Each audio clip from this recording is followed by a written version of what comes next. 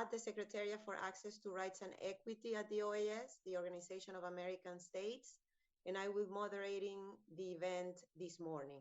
It is my pleasure to welcome you all to the launch of the report entitled Chartering a New Regional Course of Action, the Complex Motivations and Costs of Central American Migration.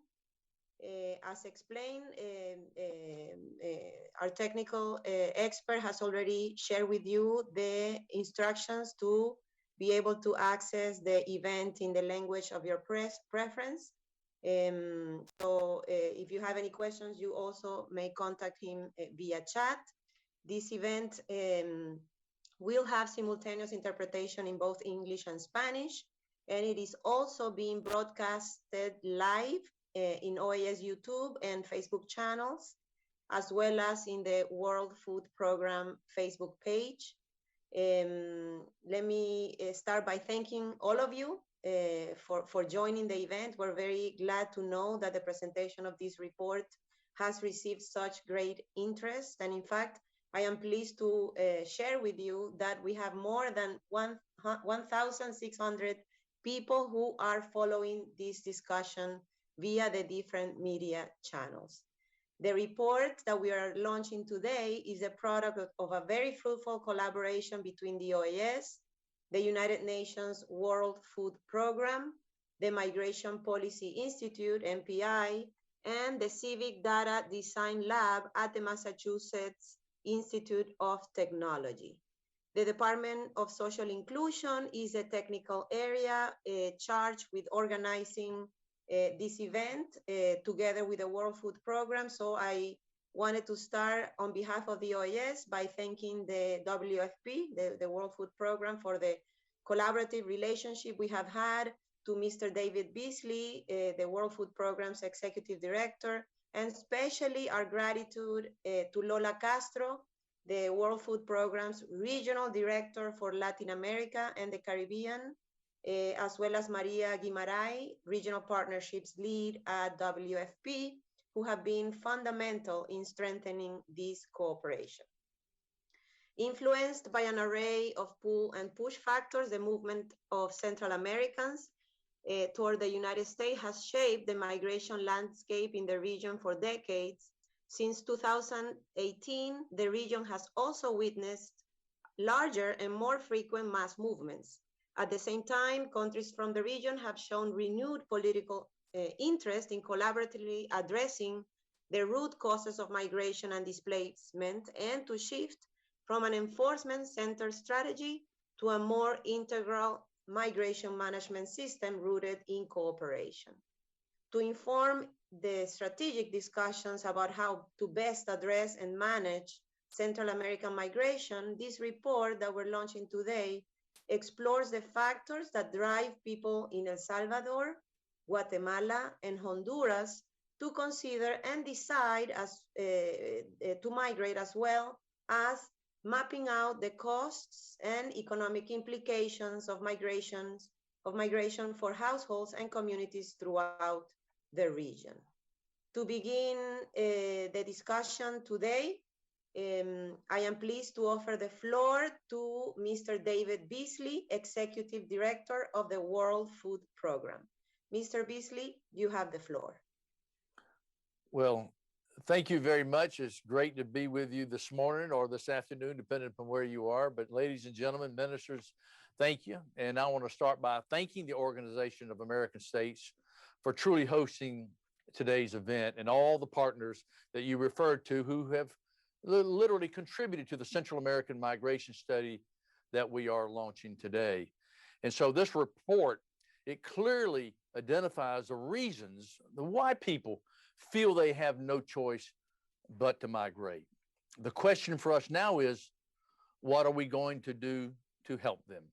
But before I answer that, let me set out the devastating impact that widespread poverty and climate change, and now the COVID-19 pandemic, have had on vulnerable communities across Central America.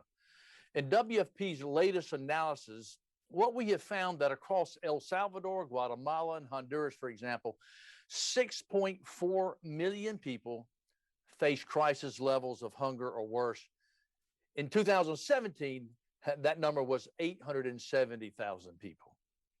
And today, 1.2 million are already in IPC level 4. That's pretty serious stuff. And they're facing emergency levels of hunger. 4 years ago, 0.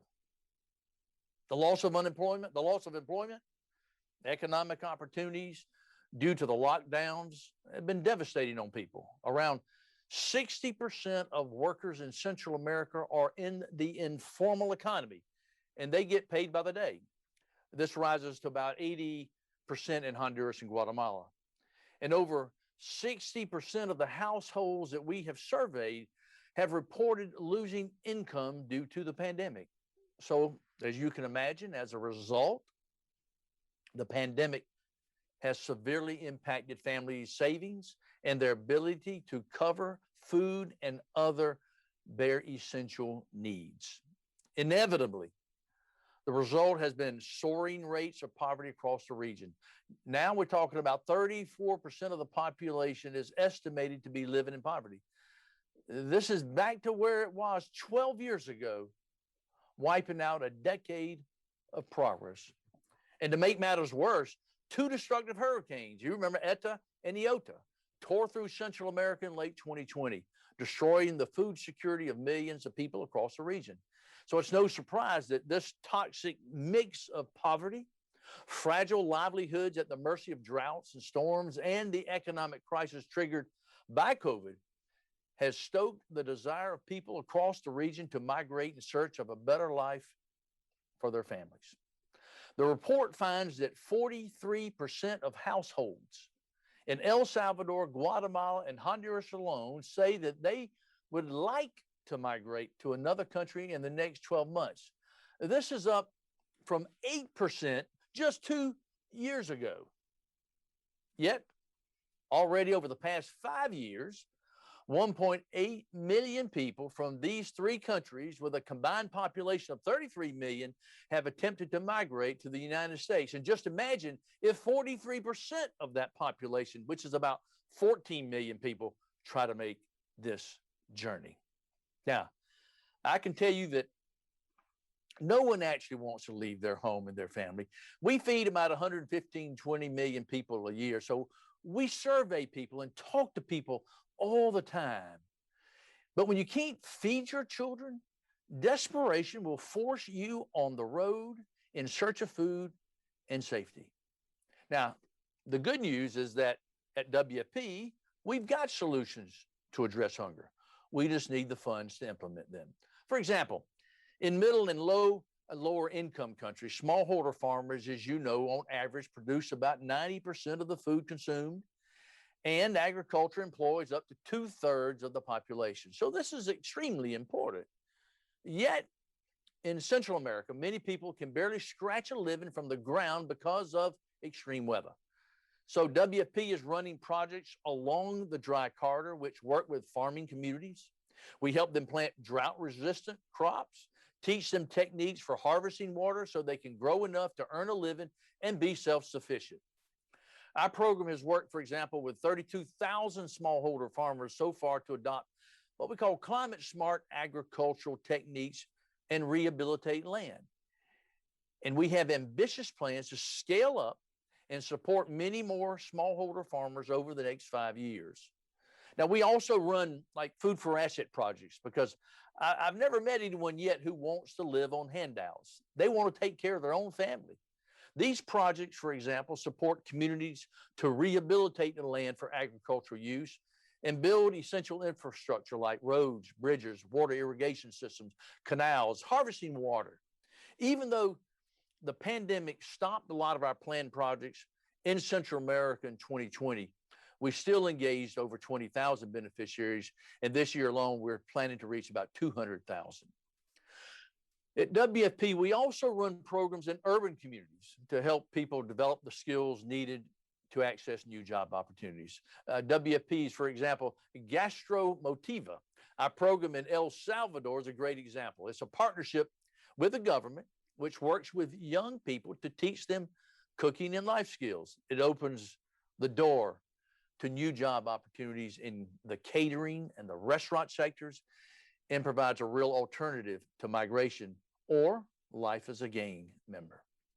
In the first 2 years of the scheme, 80% of the participants have found formal employment, and now we're working on rolling it out nationally. Now, finally, I'm also proud to say that WFP is also the world's largest provider of school meals programs. In Central America, as elsewhere, as you remember and know, school closures caused by the pandemic forced WFP to move from providing hot meals in schools to giving children rations to take home instead. But we're determined to get back on track and play our part in helping schools reopen so children can get back to learning again. So across the region, we plan to reach about 900,000 children with school meals this year. At WFP, we know that our programs work. So we're going to be much more ambitious. That's why we're developing a comprehensive 5-year plan to scale up our work in Central America. So over the next 5 years, we plan to go from reaching 1.8 million people to reaching 8 million people. We're going to provide a wide range of programs, including school meals, employment and livelihood support, nutrition, asset creation schemes, cash transfers, a comprehensive approach. The cost of this ambitious multi-year program is nearly $1.7 billion over the 5 years. Now, that might sound like a lot of money, and it is. But compare that, just for example, with one small portion that was reported in the Washington Post, which found that it cost the United States government $60 million per week to house 16,000 migrant children in shelters. Do the math. That's $3 billion a year. And we're talking about addressing root cause where families will not want to leave home. The benefits our programs will deliver in terms of lower malnutrition and food insecurity and higher employment and incomes will address the root causes of migration that we are so concerned about. They will repay the investment cost many times over. I was just looking at a study in Germany whereby 1 million Syrian migrants in Germany over a 5-year period was $125 billion. It's a lot cheaper to address root cause. And the truth is, if vulnerable people can find hope for a dignified life at home, they won't feel compelled to undertake a dangerous and uncertain journey to someplace new. WFP's major donors, including the United States, have shown a real willingness to stand shoulder to shoulder with those whose lives are blighted by poverty and hunger. That compassion, that willingness to love our neighbors, especially our neighbors to the south, is more critical than ever.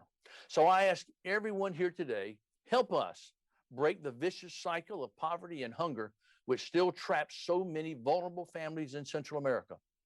And let's work together to feed them all. And so I say, thank you. Thank you very much, Director Beasley, for your remarks and that invitation to continue being strategic in addressing root causes of this migration and illustrating the work that WFP is doing for Central America and the whole of the Americas, right? Before I give the floor to our Secretary General, allow me also to thank on behalf of the organizers, the Inter-American Development Bank, another partner in the preparation of this study, and of course, a strategic partner in addressing migration challenges and migration issues in the region. Having said that, allow me now to give the floor to our Secretary General, Mr. Luis Almagro, who will share his remarks on behalf of the OAS. Secretario General, tiene la palabra. Gracias, Betilde. Y en las Américas durante los últimos años hemos experimentado un fuerte aumento de migrantes irregulares hacia Estados Unidos y de los flujos intrarregionales de personas, migrantes y refugiadas, sobre todo como consecuencia de la crisis humanitaria en Venezuela y a nivel subregional en Centroamérica.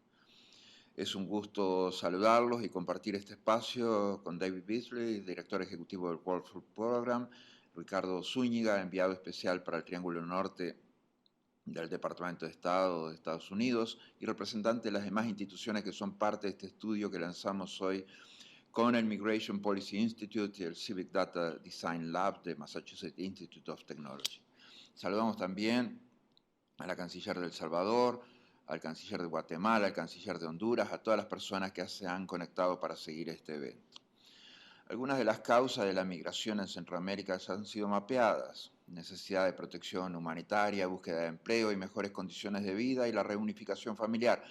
Pero también resulta producto de la violencia y el crimen organizado y violencia de género, desigualdad y pobreza, y hasta con resultado de los efectos del cambio climático. El informe que se presenta hoy, producto de un esfuerzo colaborativo de la OEA, el Programa Mundial de Alimentos de las Naciones Unidas, el Migration Policy Institute y el Civic Data Design Lab de Massachusetts Institute of Technology, constituye una contribución inédita al explorar de manera rigurosa las complejas motivaciones de la migración centroamericana y los costos asociados a esta, no solo en términos económicos, sino en vidas humanas.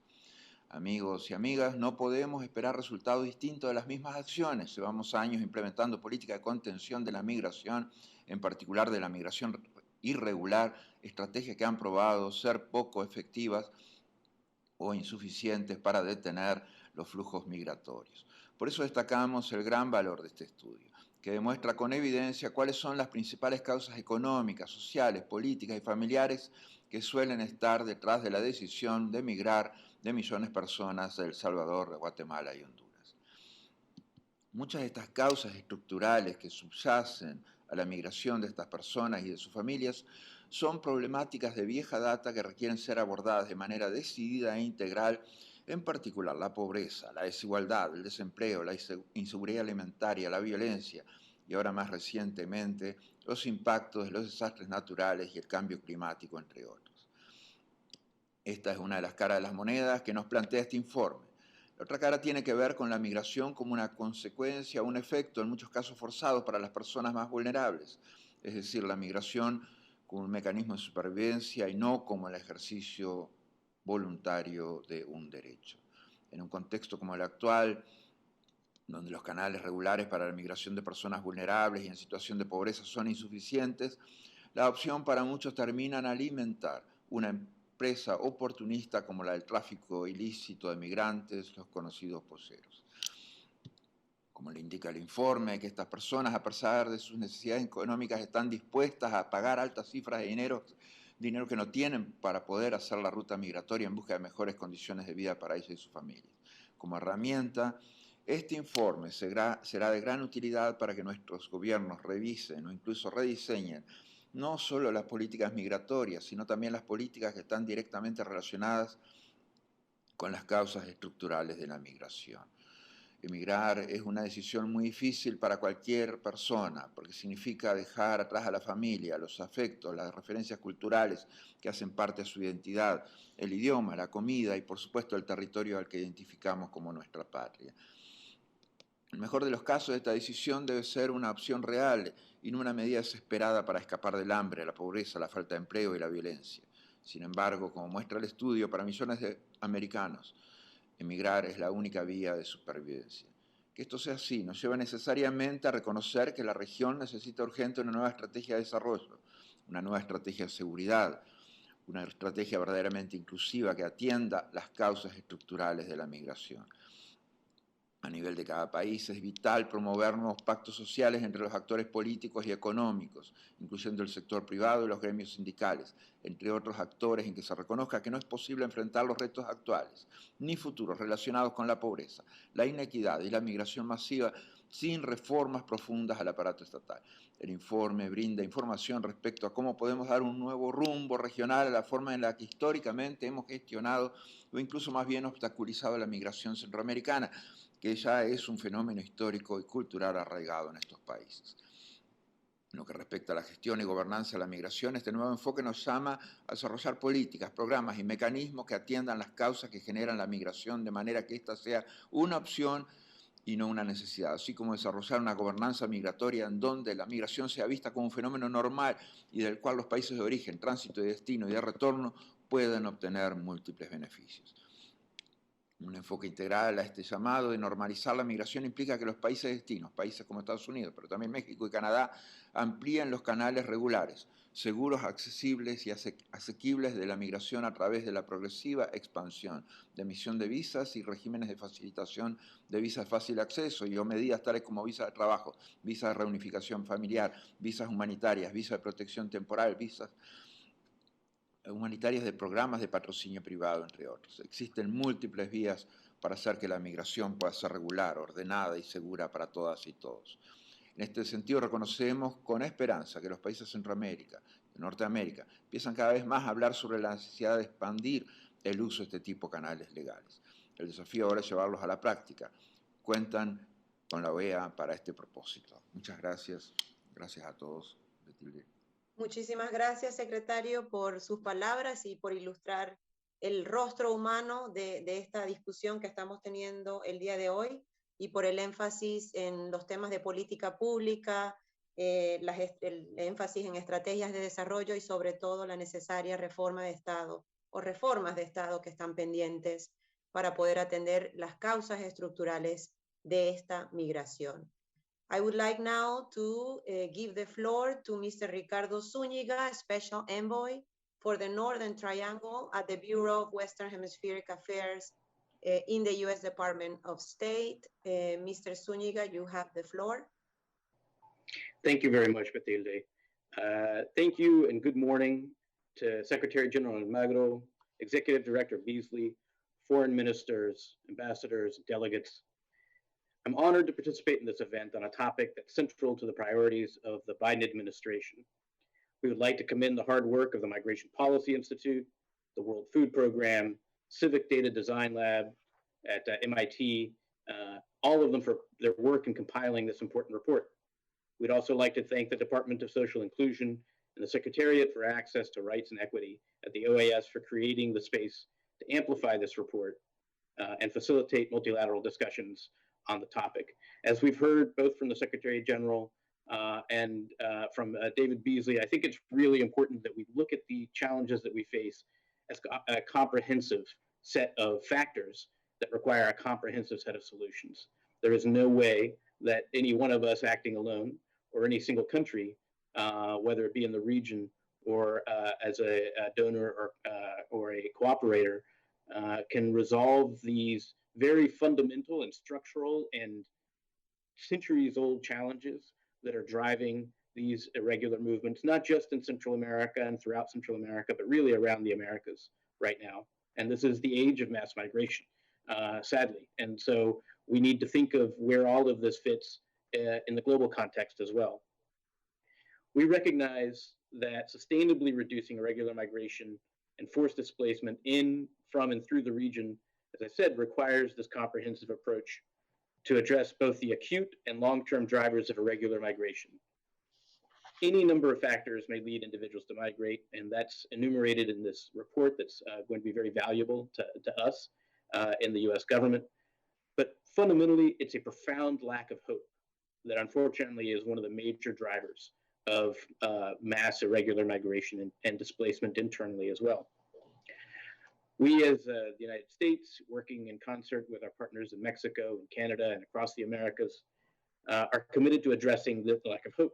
That's going to take time. We can't make the needed progress without partners committed to undertaking the needed reforms. That's been stressed several times. And I think it's important for all of us to recognize that as well. A systemic problem requires systemic solutions. Many of those solutions have been identified, and it's a question of political will and implementation. And that's something that we should do as members of the international communities, work together to help create those incentives and the conditions that are going to foster those types of reforms and solutions that are going to yield long-term solutions. Now, we understand from the US context that a comprehensive strategy for migration does not address only the root causes, nor does it solely focus on the US southern border. Instead, it recognizes and addresses the need for a holistic approach for regional solutions on migration management, protection options, and legal labor migration and family reunification pathways. some of which were described in earlier comments. Our efforts to address the root causes of irregular migration are centered on helping communities developing that hope they need, opportunities again. We will work with committed partners from governments, from civil society, from the private sector, and from and among international partners to catalyze structural change, to deal with the corruption that has helped foster these unstable conditions for so many people across the region, to improve citizen security, and to increase economic opportunity over the long term. Through USAID's Centroamérica Local initiative, we will work to get U.S. assistance directly to local organizations, which understand the needs of their communities. The U.S. government's call to action, which Vice President Harris launched in May, is already showing dividends in connecting rural communities to the internet, increasing the sourcing of important goods such as coffee from the region, and more. And that's very much the direction in which we want to head. Creation of opportunities in the region so that people can build their lives at home. As was mentioned, Hurricanes Iota and Eta in 2020 and droughts devastated agricultural land production and threatened livelihoods across Central America. The fact is, we should expect natural disasters to increase over time as a result of climate change. So we must help prepare the region and build resilience into the work that we do. I know that's a specialty of the World Food Program and other entities, and that's very much the direction that we seek to support over time, including the response to acute disasters and acute needs. While we're working with partners to address the root causes of irregular migration, we must also act together to comprehensively manage migration flows. Consistent with our values as the United States, we'll expand access to legal pathways by which migrants can enter the United States to pursue employment opportunities, family reunification, or international protection. And we very much believe that it is another important factor is to help make those opportunities more available within the region. So that it's not, because we understand the migration flows are not simply from south to north, they're within the region, they are among countries. So increased access to temporary labor within the Americas, across the Americas, is undeniably a part of the solution. As we have worked to expand access to temporary work visas in the United States and in third countries, we believe that that kind of commitment across the region is going to be an important part of the solution for regularizing, normalizing, and putting, creating order into the migration phenomenon that we see today. We believe that prioritizing access to both international protection and humane border enforcement measures are essential to managing irregular migration.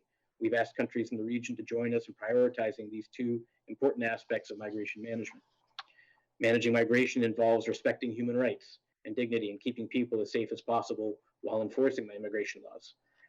Although the intensity and scale of irregular migration movements presents new challenges, we believe that through cooperation and collaboration, much of which is already underway, we can address these challenges. Likewise, working together as a community of democracies, we can improve the conditions for the most vulnerable populations in Central America and create a better path and greater opportunities for their futures. Thank you very much. Thank you very much, Mr. Zúñiga, for your remarks and reflections on the point being discussed today. Let me note that the report is being disseminated now. You may follow the organization's social media accounts and check out their websites to have a copy. And the link also to the report is being shared in the chat on this platform. Secretary General Almagro, Director Beasley, and Mr. Zúñiga, it has been a great honor to have your presence in this event this morning. Thank you for providing such insightful remarks to frame the discussion this morning. Having concluded this initial session, we move towards the next session, where the authors of the report entitled Chartering a New Regional Course of Action, the Complex Motivations and Costs of Central American Migration, will present the key findings. I would like to welcome Ariel Ruiz Soto, MPI Policy Analyst, Rosela Botone, the WFP Regional Monitoring Advisor, as well as Sarah Williams from MIT, who will be presenting the key findings of the report. Over to you. Thank you very much, Matilde. It's a great pleasure to be with all of you. We're going to start the presentation here in a minute, but let me thank you again for joining, for all of those joining us across the country, but across the world.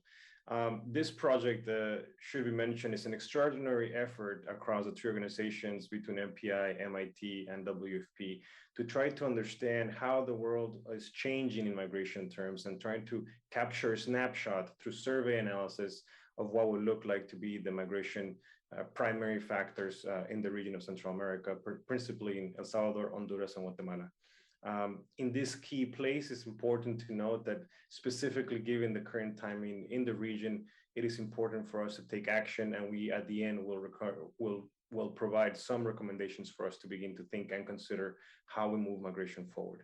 Could you please it's important to note too that in this report, it was in addition to the authors, this report was made possible with the support from the IDB and the OAS, which again has been invaluable, not only with the launch, but also to making sure that we actually are able to have follow-up possibilities to make sure to the report. At the end of this, I'm going to pass it here in a moment to my colleague Rosella, but at the end, I'll come back and say some recommendations. And then I will also give we will also give a chance for our colleague Sarah to be able to show you the excellent tool that we have as a website that will be accompanying this report. For the sake of time, I will leave it here. Rosella, please take it away, and then I'll come back in a moment. Thank you. Thanks a lot, Ariel. Very pleased to be here today. I would like to start giving a bit of background on the study. The study is based on primary data collection that has been realized during 2021, in particular during the month of April and May. We have collected about 5,000 household interviews in the 3 countries. You can see on the map that is shown here. We have visited 300 communities from the departments where there is the highest level of migration. And we have been able to meet among these 5,000 households, 1,200 families were migrants at the left. It is very important also to note that these face-to-face interviews have been complemented by over 6,000 remote interviews. We wanted to have the most complete picture as possible to understand the root causes of migration, what pushed people to migrate, and how their problems in their countries could be addressed. We also would like to note that unfortunately, due to the COVID restriction, it was not possible to cover the entire countries with face-to-face interview. But as I said, we were able to complement this lack of data with remote interviews. I would like to kick off with one of the findings that had also been mentioned by our WFP executive director. The intention to migrate is on the rise. A lot of people manifested the desire to migrate. The families we interviewed said 43% of the families reported that they would like to move internationally in the next 12 months. Also, there is a huge gap between the desire to migrate and the actual possibility to do so. The main constraints are linked to the huge cost of migrating and the difficulties in separating the families. It is also to note that food insecure families are more likely to make the plan concrete. When looking at the general population, only 7% of people would make the plan concrete in the next 12 months, but the most food insecure, it's up to 23%. So we can understand from this finding that when people are in huge difficulties and they face huge constraints, they are more motivated to leave in order to find better conditions. These graphs represent the outcome of the interview we conducted with the family members. Out of the people we interviewed, 25% of the households reported that one of their family members had migrated in the past 5 years. Out of the people that migrated, the majority of them reached their destination countries. As you can see, 57% resided at present at the time of the survey in the destination countries, and over 30% are either voluntarily or involuntarily return to their own countries. We also would like to highlight that 10% of people were in transit, and tragically 1% of people died or disappeared during the trip. This raised a very serious concern on the difficulties and the safety of the trip that people attempt to make in search for better opportunities for their lives. We have also asked people, what pushed them to migrate, and we have to acknowledge that there is generally complexity of elements. There is violence, there is insecurity, the effects of adverse climatic events. but the majority of people mentioned that they wanted to migrate in order to find a job, to cover because they were unable to cover at present their essential needs, and because they are unable to cover their food needs. As you can see, over 80% of people mentions economic reason as one of the main reasons that push them to migrate. It is clear that this motivation masks the complexity of the other reasons. For example, it is certain that over the past 2 years, a series of complex climatic shocks have affected Central America, and people, for example, the hurricanes, Eta and Iota and Amanda, people have lost their livelihood, and as a consequence, they don't have an income source, and therefore, they're pushed to migrate. So while noting the majority of the response, we also acknowledge the complexity that lies behind them. Again, mentioned already before, the main reason for people not to read is their rootedness, their arraigo. The people want to stay close to their family. They are afraid of the family separation, and they don't want to leave their country of origin. Indeed, this is also the main reason why people who would like to migrate they clarify that they are not making a plan because they do not want to get separated from their families. So rootedness is definitely a point where we could have a leverage in addressing the root causes of migration, as my colleagues will show later. One of the most interesting findings of this analysis is that people from all economics groups are migrating. It's generally an assumption that people that are migrating, because it's very costly, are coming from the richer groups. But as you can see from this graph, people even from the lowest, that have the extremely low income are migrating, more or less in the same percentage. This showed that despite the huge cost, people make everything they can. They borrow money. They do whatever they can if their objective is to get better living opportunities. How do people migrate? The majority of people migrate using irregular channels. Unfortunately, as you can see, over 70% of people either migrated with a smuggler, with a coyote, or irregularly on their own with a caravan. Only less than 20% of people migrated regularly. This means, first of all, as we said, that they have to face with a tremendously dangerous trip, but also that there is a huge cost behind this migration. On average, migrating with a smuggler costed for the people we interviewed $7,500, while regular migration costed less than $3,000. We try to estimate what is the annual cost for migrating towards the United States in particular. It has to be mentioned that among the people that we interviewed, over 90% directed themselves towards the United States. When looking at an estimated cost, we concluded that we estimated that $2.2 billion every year is the cost it takes these people to migrate. This is a yearly cost. As you can see, regular migration accounts only for $200 million, and the rest accounts for various costs of the irregular migration. This is a troubling figures. It poses us several questions, in particular to where this money is going, because it's channeled to irregular migration. And on this note, I would like to stop here and ask my colleague Ariel to complement this. Thank you, Rosella. And so again, with this specifically in this graph, what it shows is that significantly our findings show that irregular migration is more costly, not only in the economic sense, but also in the human cost sense. And as well, it puts and exposes people to more dangers, which is something that has been followed for a while now. But at the same time, it shows that if we can potentially reconsider how to channel some of the regular migration into regular channels, it would not only be less costly, but also would be more beneficial for migrants themselves. So we can go to the next slide, Rosella, please.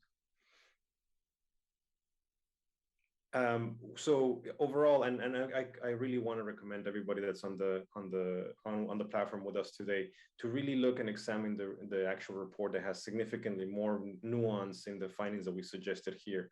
What we've shown now is really a mix of things that we knew could be a significant factor, like poverty, but there is a lot of different findings that really show the differences that have happened over the last couple of years, specifically during the pandemic, which I think has been one of the biggest contributions that the report makes to show why people are suggesting to leave.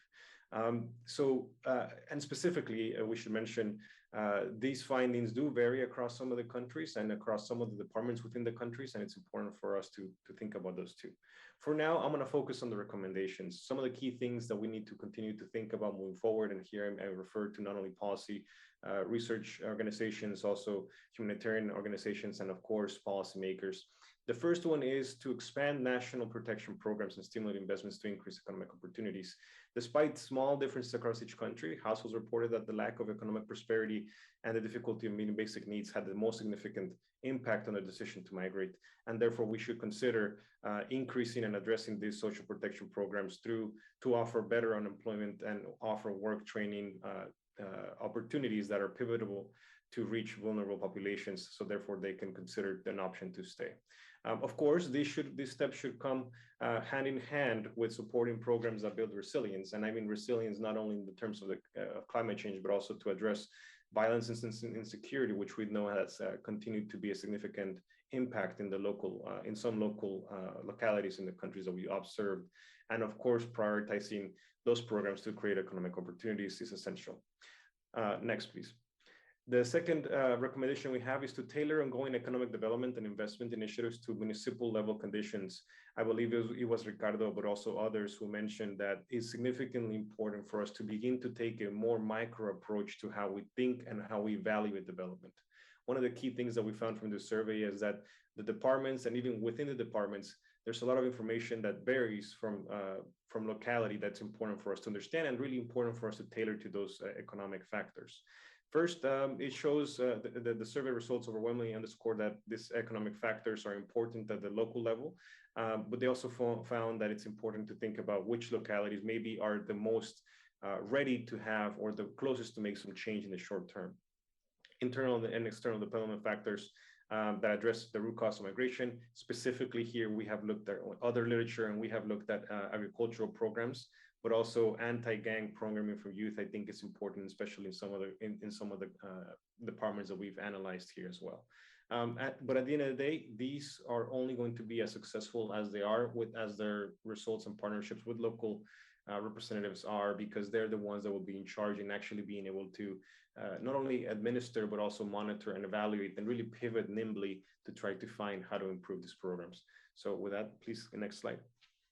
The third recommendation that we make is to create incentives and opportunities for the diaspora to invest in development of local communities. For a long time, we have thought, the common thinking has become that remittances are the main channel for diasporas to actually contribute to the countries. But as Rosella's findings here suggest, and her remarks, that remittances are really a lifeline that mitigates only the local economic instability for many households. And in fact, they are buffers that function to protect against economic migration pressures. But to really amplify the impact of those remittances, we need to go beyond the individual level. We need to think about governments and international organizations and really think of how we can incentivize diaspora groups to become more potential agents of economic development and governance, which has been an important element of these conversations, but also will be in the future, as we know from the current conversations in the region, specifically given the recent changes or the recent gatherings and convenings and summits that we've seen. The second piece, of course, of this is trying to make sure that these incentives for diasporas are focused on increasing public works that can magnify the reach of government efforts while simultaneously enriching transnational partnerships to improve governance. And here we have seen examples in other countries, for example, where diaspora donations can be matched in a transparable and accountable way with commitments from the national governments or departmental governments. And here specifically, the municipal government here, I think, plays an important role. Next slide, please. The fourth recommendation that we're making here is to incorporate programs and initiatives that underscore the positive conditions that give people an option to seek opportunities at home. We found a lot of support and actually a lot of a great share across the three countries of migrants who actually think that their neighborhoods are safe, that their neighborhoods are likely to, that they want to stay in their neighborhoods and that they feel comfortable in their neighborhoods. So elevating and trying to understand really the nuances in this perception, I think, would be a significant effort that I think should make a short-term opportunity for policymakers alike. Governments and civil society leaders alike can influence how migration is portrayed publicly by investing in programs that build on family unity, highlight existing perceptions, safety, foster a sense of belonging, the arraigo that Rosela was alluding to, and then also highlighting the positive aspects of local life and targeting those groups, I think, would be able to reduce the pressures of irregular migration and bolster economic investments that we've seen are so important, specifically on entrepreneurial, but also infrastructure projects. This together can give and improve the chances of shaping migration decision-making by allowing migrants to have an option to stay in their countries and addressing the concrete drivers of migration from their local communities and up to the national level. Next slide, please. Our final recommendation, and I kind of pointed to this already in the previous graph, is to expand legal pathways for Central Americans interested in migrating to the United States and other destination countries. It won't be the solution by itself, but the more that we can do to shift some of the, even a fraction of the irregular migration that's currently occurring to regular channels, it would help decrease the pressures and also decrease the cost of irregular migration, allowing more of these migrants to, instead of having to rely on irregular migration with a smuggler or caravans, which has been seen more recently, to be able to focus on regular channels that are safer, that provide some sort of conditions for migrants to have some predictability with how they move across the region, but also to have some consequences of potentially increasing development. For example, through reasonable application fees for migrants to be able to develop, and the countries, the governments to be able to bring back some of that financing and back to their communities, which can be invested in initiatives that I just previously mentioned. So in this particular point, it's important for us to understand that more can be done. There are certain conversations here, and we're hopeful that some of these findings can contribute to the conversations and the dialogue happening right now in the region. Because of time, I will leave it there for now, and I'll pass it over to my colleague, Sarah, who will tell us a little bit about the website that, again, accompanies this report. I really highlight and recommend this to all of the folks watching with us today. And again, please look at the report for more nuanced findings, and also for any questions you have. I think you can reach out to us on that and the report here and in the chat. Thank you again, and I'll pass over to Sarah. Great. If you can play, Rosella, it'd be great. So what's incredible about this study and survey is the rich amount of data that we have collected. And we wanted a way to give everyone the ability to access the data and interact with it, allowing them to find their own conclusions. Let's explore. When you open the website, you are given a sneak peek into some of the major themes of the report. The website complements the report by giving users time to explore issues we couldn't go into more deeply. For example, the first tab allows users to interact with the numerous events from violence, climate, food insecurity, and policies that have driven migration. As you move down the page, the timeline builds with increasing numbers of migrants, making the lines fatter, weighted down by the exponential increases of migrants in recent years. Because we wanted users to explore, much of the website visualizes the raw survey data, allowing users to slice and dice different topics. Here, we explore migrants' motivations. Each square represents a migrant. Hover over the square and you can see what they told surveyors were the main reason to migrate. We can see that economics is a main driver. Whether we break the data down by income level or food security, economics are affected by the complicated political, social, and environmental factors we saw in the previous slide. The US depends on migrants as a labor force, and profiles of the migrants we looked at showed that they were mostly male and in prime working age. This amounts to a loss of workforce, and many migrants have the same jobs they had in their home countries, benefiting the countries in which they reside. I think we have a pause here. One of the most shocking insights that are found in the website are the data analysis. And I think maybe we'll stop here as we look like the slideshow has paused. Oh, it's going again. Great. Thanks, Rosella. So here we can see, you can look at the agriculture and different occupations before and after. Of the households surveyed, 1 in 4 households had a migrant, and the majority of these migrants set their sights on the United States. Most of the migrants send remittances back to their home country, and these remittances provide for the basic needs of their families, helping to create a social support system. For me, one of the most shocking insights we found in the data was the sheer amount of money spent on migration, close to $2.2 billion for this survey. Our data shows much of the cost goes to smugglers or irregular pathways, as we already saw in Ariel and Rosella's discussion.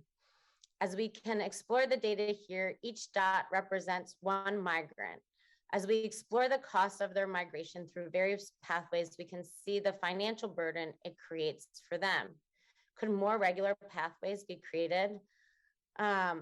This report is also, the website also has the findings of the report, and you can explore them at the end of the page while also linking to a link to the report in general. Thanks so much.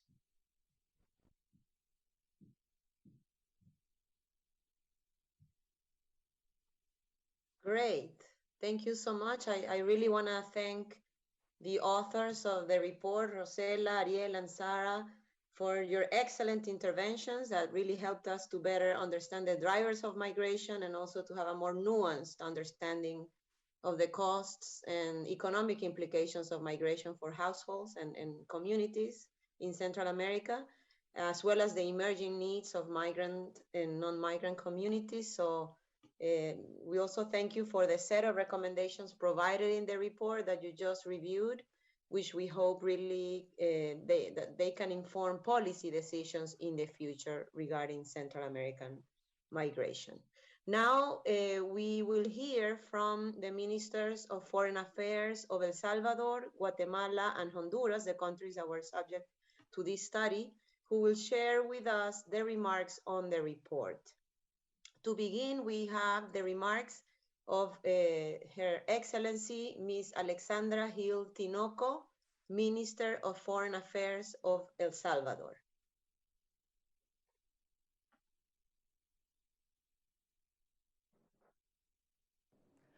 Como ministra de Relaciones Exteriores de El Salvador, deseo externar nuestro más profundo compromiso e interés en abordar de manera integral los múltiples motivos que causan la migración y que afectan de manera directa a países que, como el mío, son puntos de origen, tránsito, destino y retorno de inmigrantes. Como lo he manifestado en múltiples ocasiones y en distintos espacios, nuestra responsabilidad está puesta en asegurar el derecho a migrar, pero nuestro reto es lograr que esa decisión no sea forzada ni que ponga en peligro las vidas de nuestra gente más vulnerable. Por ello, impulsamos acciones innovadoras que respondan de forma ágil, oportuna y sostenible las causas subyacentes de la migración irregular, apostando a que nuestra población pueda desarrollarse plenamente en su tierra, en la tierra que los vio nacer. Debemos de sumar a los factores de expulsión los efectos adversos del cambio climático y otros fenómenos naturales que a su vez impactan en la seguridad alimentaria de las familias. Por ejemplo, El Salvador debió hacer frente a crisis simultáneas. Además de la pandemia de la COVID-19, se sumaron las tormentas tropicales Amanda y Cristóbal y los huracanes Eta e Iota, que azotaron la región el año pasado. A pesar de los graves estragos ocasionados en nuestro país, todas las instituciones del gobierno del presidente Nayib Bukele se activaron de forma articulada con el mismo objetivo, la de salvaguardar la vida de la población, de nuestra población, a través de acciones de prevención, evacuación, movilización de recursos materiales, personal de apoyo y distribución de paquetes alimentarios con prioridad a comunidades de difícil acceso, pescadores artesanales, pobladores de islas y sectores alejados en las zonas oriental y occidental de nuestro país. Ante este impacto, el gobierno del presidente Bukele también destinó $2 millones para contribuir por medio de paquetes alimenticios con las naciones hermanas de Guatemala y Honduras en los momentos más grandes de necesidad. De esta forma, hemos impulsado acciones centradas en las personas, siendo con ellos nuestro compromiso fundamental y el más importante. Agradecemos el apoyo de socios estratégicos como la Organización de Estados Americanos y el Programa Mundial de Alimentos, quienes con estudios como el que se presenta este día, contribuyen con la generación de evidencia para el diseño e implementación de políticas públicas e integrales que mejoren las condiciones de vida de la población. Además, a través de estos esfuerzos, se fortalece la cooperación entre gobiernos, organismos multilaterales, instituciones financieras y académicas. Reconociendo la importancia de contar con más y mejores datos sobre migración, el gobierno de El Salvador se unió al proceso de recopilación de información en conjunto con el PNMA, quienes realizaron entrevistas en 4 departamentos de nuestro país. De acá se desprende que somos el único país donde 9 de cada 10 hogares entrevistados afirman haber recibido el apoyo del gobierno en los últimos meses. Esto corrobora y deja evidencia de nuestro compromiso con nuestra población, especialmente de aquella más vulnerable, y la profunda responsabilidad por beneficiar a familias a través del programa de paquetes alimentarios. A la fecha, se han entregado más de 2.1 millones de paquetes, incluidos 60,000 que fueron enviados a Guatemala y a Honduras. Asimismo, en respuesta al riesgo derivado de la pandemia, fueron entregados tarjetas y coberturas de protección social a trabajadores migrantes esenciales de temporada y fronterizos, en atención a los efectos socioeconómicos que este fenómeno conlleva. Pese a los avances de la vacunación en nuestros países, aún no podemos decir que hemos pasado la pandemia, por lo que instamos a los organismos cooperantes a que contribuyan del modelo soberano, democrático y transformador que se construye desde El Salvador. Sabemos que aún hay mucho por hacer, pero este reto nos impulsa todos los días a trabajar durísimo por nuestra gente. Que Dios bendiga a nuestros pueblos y que Dios nos bendiga a todos. Muchísimas gracias. We thank the Minister of Foreign Affairs of El Salvador, Ms. Alexandra Hill, for her remarks, and we will now hear the intervention by His Excellency, Mr. Pedro Brolo, Minister of Foreign Affairs of Guatemala.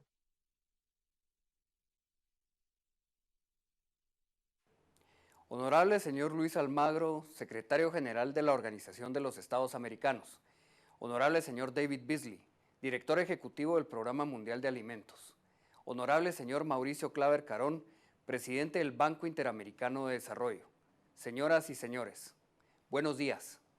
Es un placer saludarlos en nombre del Gobierno de la República de Guatemala con ocasión del lanzamiento del estudio de migración estableciendo un nuevo curso de acción regional, las complejas motivaciones y costos de la migración centroamericana, elaborado por la Organización de los Estados Americanos y el Programa Mundial de Alimentos, en colaboración del Instituto de Política Migratoria, el Instituto de Tecnología de Massachusetts y el Banco Interamericano de Desarrollo.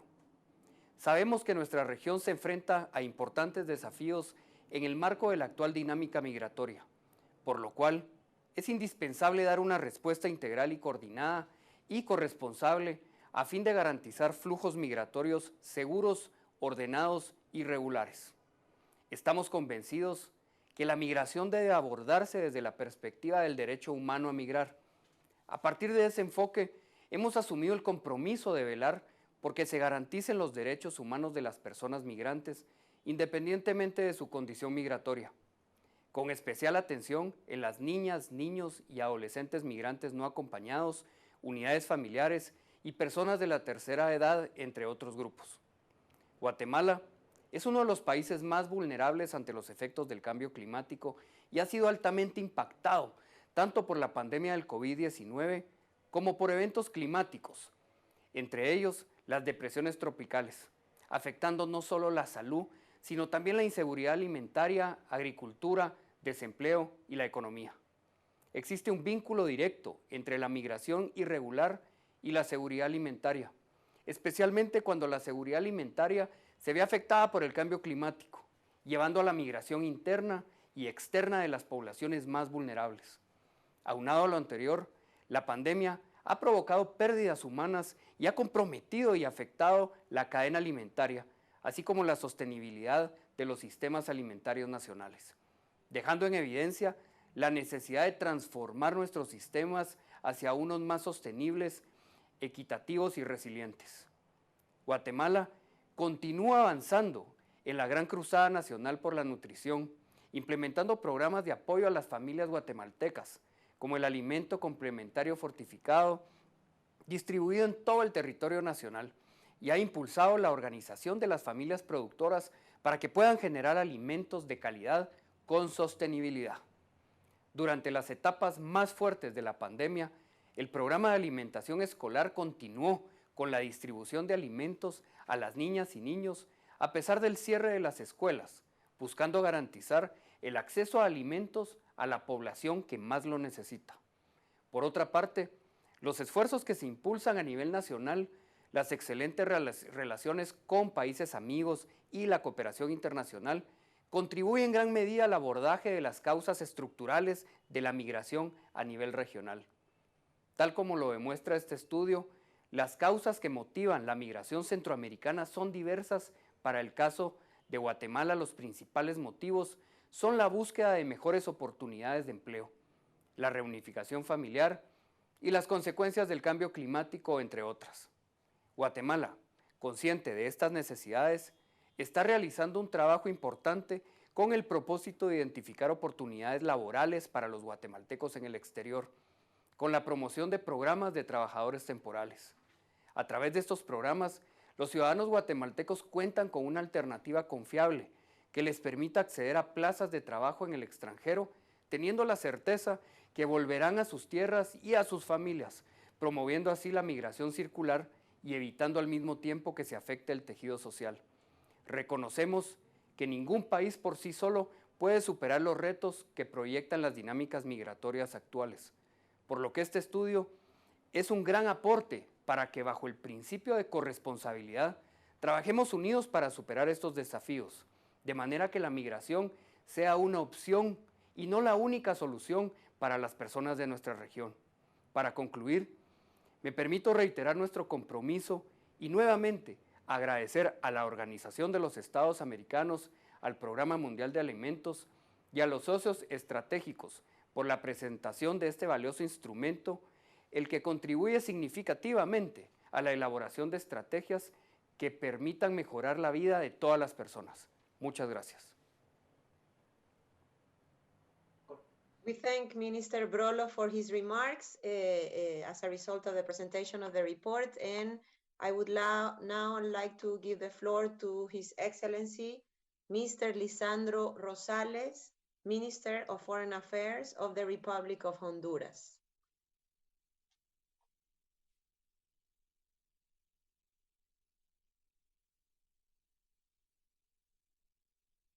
Señor Secretario General de la OEA, don Luis Almagro, señor David Beasley, Director Ejecutivo del Programa Mundial de Alimentos, Pedro Brolo, Canciller de Guatemala, Alexandra Gil Tinoco, Canciller de El Salvador, mis saludos cordiales.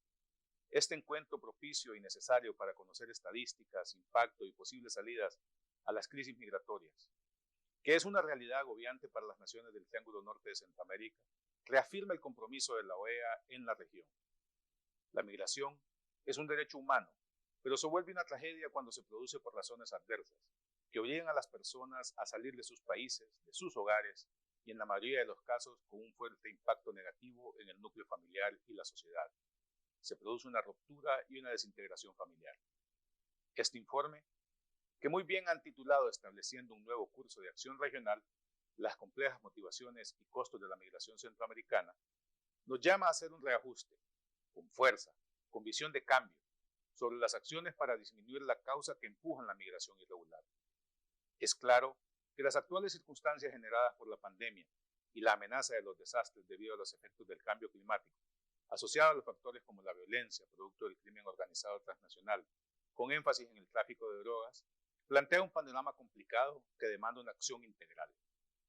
Este proceso de acción debe partir de políticas públicas de cada uno de nuestros países, hacer tangible el compromiso y la obligación de atacar la causa de la migración, principalmente la que limitan el bienestar del ciudadano y reducen las oportunidades en el proceso de desarrollo. Pero también es necesario vincular los planes de desarrollo entre nuestros países y avanzar unidos. Una propuesta conjunta tiene mayor fuerza, efectividad y permite a los cooperantes y a la comunidad internacional enfocar el respaldo y esfuerzo de forma ordenada y con mayor claridad sobre la ruta que debemos de seguir. En Honduras, la violencia ha dejado de ser una de las principales causas de la migración, gracias al esfuerzo de durante 8 años de la administración del presidente Hernández Alvarado. Pero esta labor debe continuar, al tiempo que debemos avanzar en mejorar las condiciones de vida de los ciudadanos.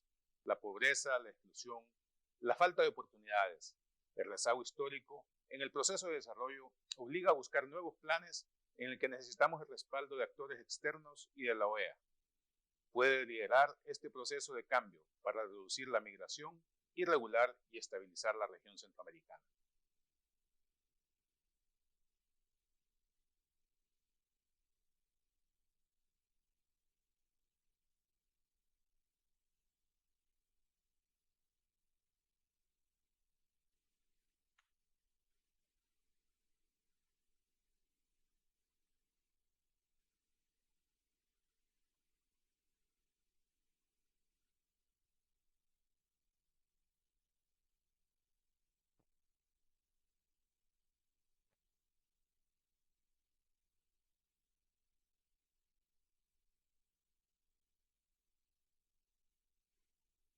Buenos días. Good morning. I want to thank the World Food Program. I want to for putting out this fabulous data and allowing us to work with them. MIT Civic Design Data Lab, as well as the OAS for hosting this fabulous meeting and being such a great partner in this, and the American Development Bank for all of its support. I'm Andrew Seeley from the Migration Policy Institute, and a great pleasure to be with you. Let me make a few very brief remarks. Thank all the dignitaries for joining us today, the foreign ministers, Ricardo Zuniga, and of course, the president of the World Food Program and the Secretary General of the OAS. Let me say how important it is, as Ariel Ruiz, my colleague, has already highlighted, to have data that people are able to actually, that we are able to look at, that help us understand the multiple reasons why people move, that help us to understand this in the micro level, and the fact that there are differences among countries and across countries that are extremely important. And that helps people, that helps us to design interventions that help people to have a right not to move if they choose not to, a right not to migrate in a much more targeted way.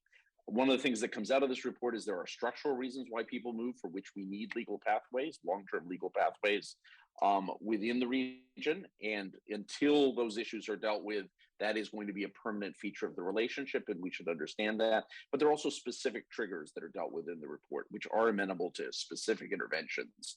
And knowing those triggers is very important to being targeted in how we respond. One of the things that I think we should highlight from this report is that it does point out, contrary to what we know in other studies, and Rosella said this earlier, is that in fact the poor are quite likely to migrate. That is not true everywhere, but it is true here. And that actually has huge implications for how we think about development interventions in the future. And also, as Rosella pointed out, I think it's important to say that rootedness is something that comes out strongly here. And it's something we found in our own work at MPI in Central America. People talk about this a great deal, the rootedness, the sense of belonging, the sense of place, as a counterweight to the desire to move. Even though people feel obligated to move, that sense of rootedness is important. It's important to invest in that sense of rootedness, people's desire to stay where they are and to improve the places where they live. And so with that, thank you, Beasley. I'll turn it back to you. Thanks for a great conversation today. Thank you so much, Andrew. And I apologize, I had a little bit of a technical difficulty with my Zoom. It froze a bit. So I thank you also, Andrew, for taking the lead in offering your concluding remarks. And I would like now also to offer the floor to Secretary of Access to Rights and Equity at the OAS, Ms. Mari Carmen Plata, who will also share her closing remarks at this event. Secretary? Muchas gracias, Betilde, y gracias también al Programa Mundial de Alimentos, al Migration Policy Institute, al Civic Data Design Lab de MIT, al Banco Interamericano de Desarrollo, a los cancilleres que nos han acompañado hoy con sus intervenciones, a todas las organizaciones que han formado parte de este esfuerzo, a los panelistas y también a quienes nos han acompañado hoy en esta conversación, en este evento de lanzamiento. Yo espero que lo que hayamos escuchado en el día de hoy y los hallazgos que presenta el informe hayan resonado en ustedes y que sean un llamado a la acción, porque creo que en las recomendaciones escuchadas hay oportunidades para una participación de todas y de todos en la solución de raíz, de los problemas de raíz. Entre los hallazgos que resuenan especialmente, como comparte Andrew, creo que nos pusimos un poco de acuerdo en esto, está el hecho de que a pesar de que los centroamericanos tenemos un profundo sentido de riesgo a nuestras familias, a nuestra tierra, a nuestros países, sigue incrementando los números de aquellos que consideran que emigrar es su única opción. Y creo que la diversidad de situaciones que los llevan a tomar esta decisión son algo que tenemos que llevarnos como un trabajo y una labor importante reflejada en la data de este informe. Entre los encuestados, 4 de cada 10 hogares expresaron su deseo de emigrar en forma permanente, y yo creo que estas cifras pues, nos dejan con mucho impacto al escucharlas. El aumento de la migración a diversos países de la región durante este año nos ha preocupado mucho a todos, y creo que lo que este informe también nos está diciendo es que es muy probable que la migración va a continuar y que en las causas que subyacen a la migración se está haciendo cada vez más complejas y cada vez más estructurales. Por ello creo que es importante prever que en el contexto de que aún no terminamos de dimensionar los impactos del COVID, las causas de fondo se seguirán agravando también. Y dentro de las múltiples causas que vemos en el Triángulo Norte de Centroamérica, las causas económicas, tales como los salarios bajos, el desempleo y los ingresos insuficientes, se revelaron como las principales en este informe a la hora de emigrar, y creo que eso es un punto que debemos también tener presente. De todo esto y de la evidencia presentada en el informe, que se basa también en encuestas amplias que han llevado a cabo quienes las confeccionaron, entendemos que la prevención y atención de las causas estructurales en El Salvador, Guatemala y Honduras, con el apoyo de la comunidad internacional, instituciones financieras, sector privado y la sociedad civil, debe ser una hoja de ruta que debemos ir trazando. Este trabajo de cooperación y de colaboración entre los distintos agentes es algo que debemos tener muy presente. Y por otro lado, es importante asegurar que tenemos un enfoque multidimensional, en el cual, entre otras medidas, también ampliemos los canales legales y regulares, como lo han mencionado también, para que las personas centroamericanas que están interesadas en migrar a distintas partes del mundo, a Estados Unidos, a otras áreas de la región, lo hagan de una forma regular, dentro de los parámetros que permitan las distintas leyes, y no tengan que recurrir forzosamente a los riesgos que implica la migración irregular y también los costos tan elevados, que creo que ha sido uno de los puntos que hemos coincidido que ha sido de los más impactantes. Dentro de la Secretaría de Acceso a Derechos y Equidad, parte de la labor que lleva adelante nuestro Departamento de Inclusión Social es precisamente con enfoque a apoyar a los Estados miembros de la OEA y en concreto también a El Salvador, a Guatemala y a Honduras, para desarrollar acciones que contribuyan a disminuir las brechas sociales y desigualdad estructural, promoviendo así una equidad y una inclusión social desde la perspectiva de la cooperación entre Estados. La responsabilidad compartida y la ayuda recíproca son parte del enfoque de nuestro trabajo desde la Secretaría, y por ello las informaciones compartidas hoy son de gran valor, tanto para nosotros como para los estados con quienes trabajamos, y considero que son para nosotros un punto de partida para continuar impulsando los esfuerzos que podemos llevar adelante en común, e identificando nuevas áreas de trabajo y nuevas áreas de colaboración.